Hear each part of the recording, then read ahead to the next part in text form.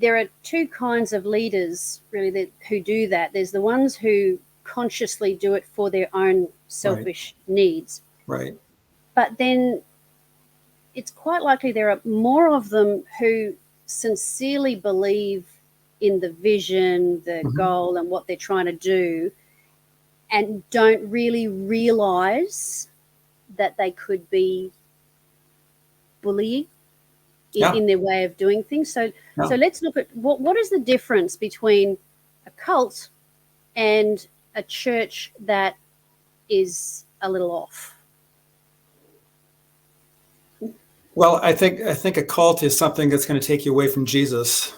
Right. A church that might be a little off might still have Jesus at the center, but the way they're proclaiming the message is heavy-handed.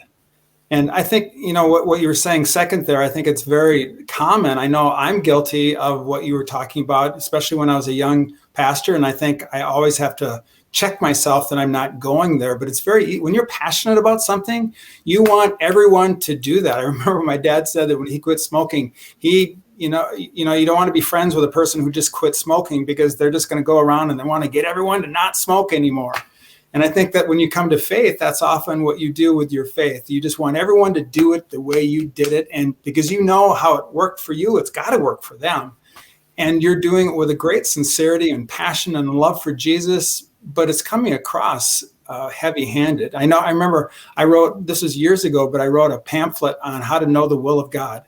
And I shared it with one of the elders in our church because I wanted to get his feedback. And he said, well, Remy, it was really good, but you use the word must a lot, like you must do this. And if you want to know God's will, you must do that. And you must do that. And he said, I just don't think you should say, that's very heavy-handed way to approach it. And I really did at the time, 30 years ago, I really disagreed with him. I go, no, but it's true. You must do those things. And so I look back and I go, I was a toxic pastor at the time and I didn't know it. I didn't do it I wasn't trying to hurt people. I was trying to do just the opposite. So yeah, I agree with you that it's very easy to be in that situation where out of a love for Jesus and a love for people, you were actually being legalistic and toxic, and it's too bad.